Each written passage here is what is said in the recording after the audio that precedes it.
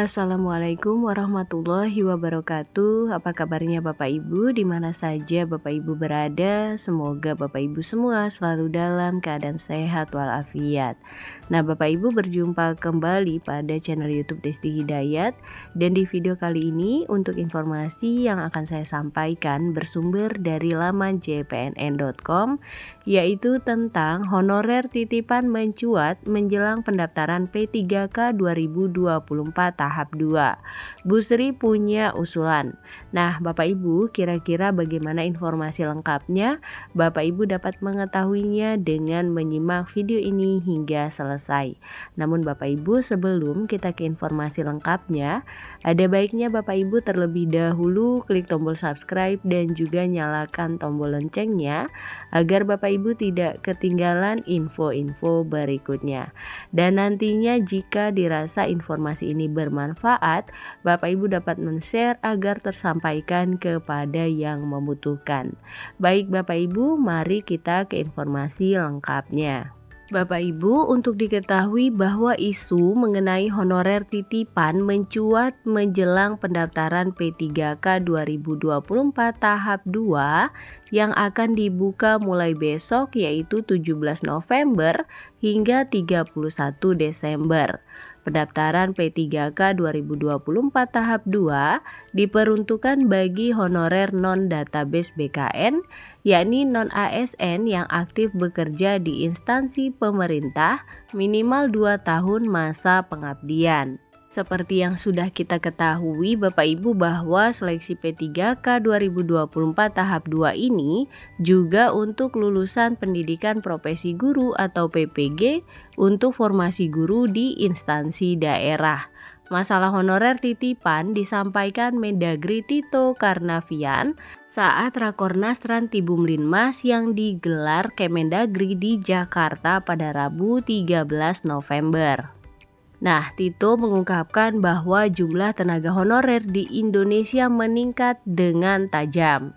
Dikatakan bahwa tidak sedikit honorer yang bertugas pada sektor administrasi merupakan titipan pejabat maupun tim sukses kepala daerah saat pilkada.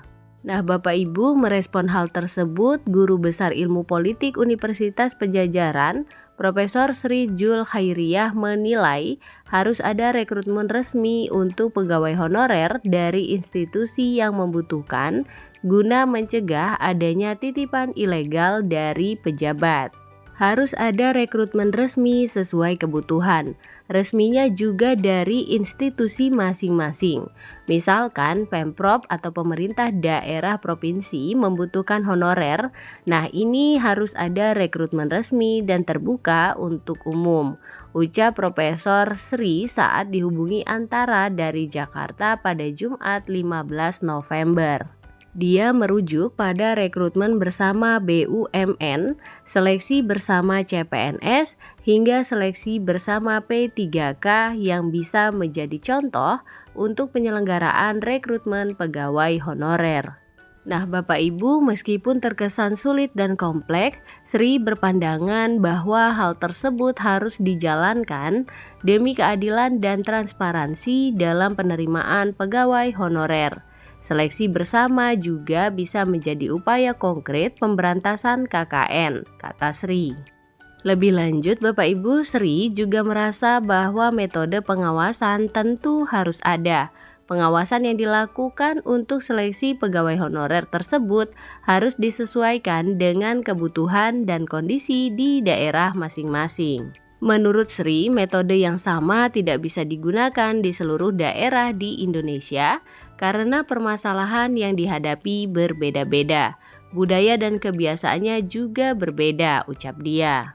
Nah, bagaimana menurut Bapak Ibu semua? Apakah Bapak Ibu juga setuju untuk perekrutan pegawai honorer juga diadakan sama halnya seperti perekrutan CPNS atau P3K?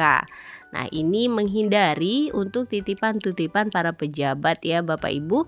Jadi diadakan perekrutan pegawai honorer. Berikan tanggapan Bapak Ibu semua pada kolom komentar. Baik Bapak Ibu, demikian informasi yang dapat saya sampaikan. Semoga menambah wawasan dan juga bermanfaat. Jangan lupa Bapak Ibu untuk share video ini agar tersampaikan kepada yang membutuhkan. Jangan lupa Bapak Ibu untuk tekan subscribe dan juga nyalakan tombol loncengnya agar Bapak Ibu tidak ketinggalan info-info berikutnya. Terima kasih Bapak Ibu, salam sukses, salam sehat selalu. Assalamualaikum warahmatullahi wabarakatuh.